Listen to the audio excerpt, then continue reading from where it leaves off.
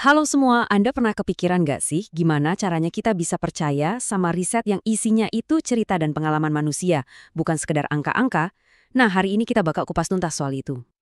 Oke, kita mulai dari contoh yang gampang banget deh. Yang kayaknya sering kita alami tapi ternyata ini nunjukin betapa rumitnya memahami data manusia. Nah, ini dia nih masalah intinya. Jawaban baik bisa berarti macam-macam kan? Kalau seorang peneliti cuma nerima jawaban gitu aja, wah bisa salah total kesimpulannya. Kata-kata itu punya banyak lapisan makna yang harus digali lebih dalam.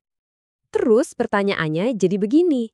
Gimana caranya kita bisa yakin kalau interpretasi seorang peneliti itu beneran valid dan bukan cuma opini pribadi dia aja?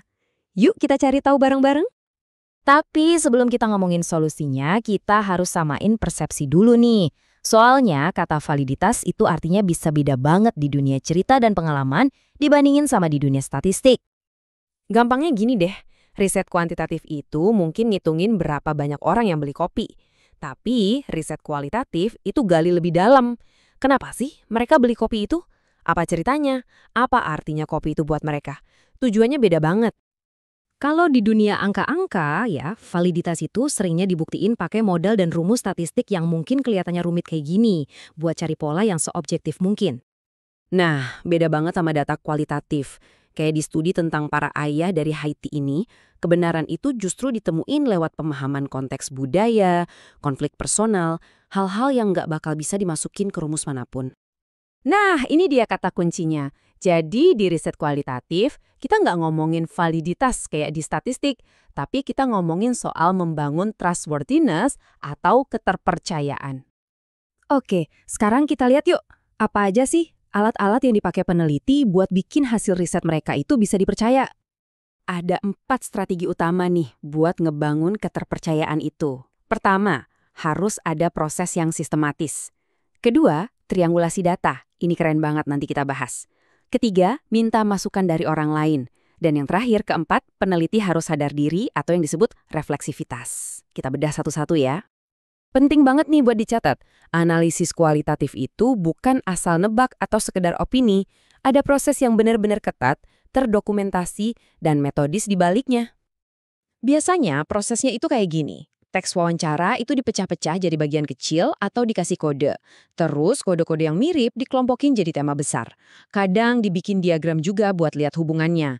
Intinya, semua langkahnya itu tercatat. Jadi orang lain bisa ngelacak alur berpikir penelitinya dari data mentah sampai jadi kesimpulan. Alat kedua namanya triangulasi.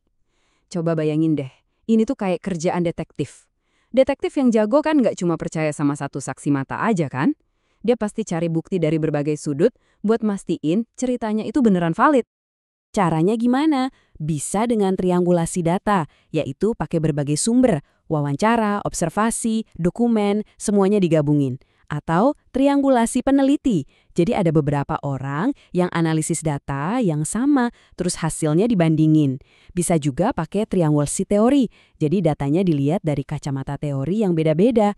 Makin banyak sudut pandang yang nunjuk ke kesimpulan yang sama, ya makin kuat temuannya.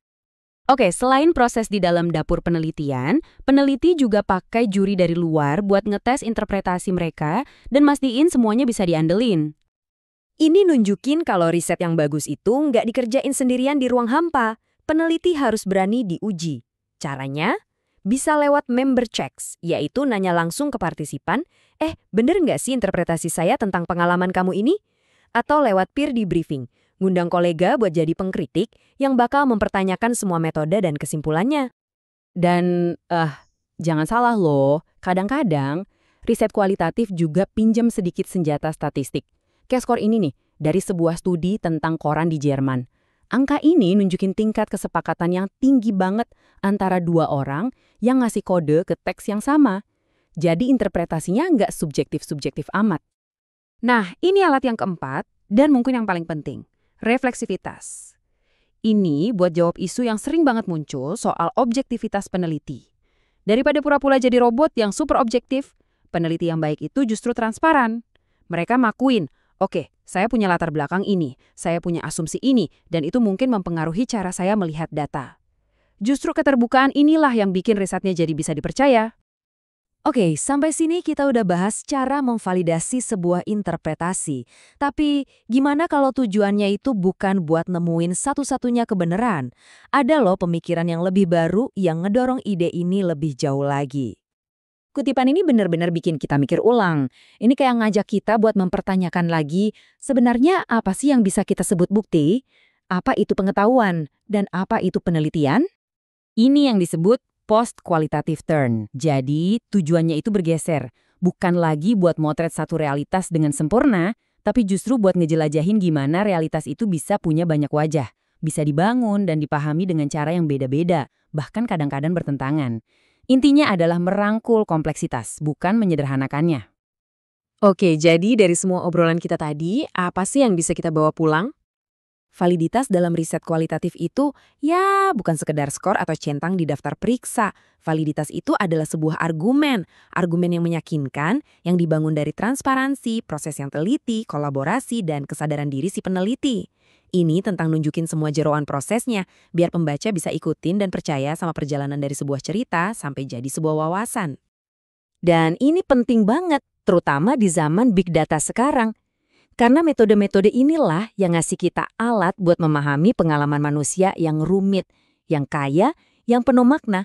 Sesuatu yang nggak akan pernah bisa ditangkap sepenuhnya cuma dari deretan angka.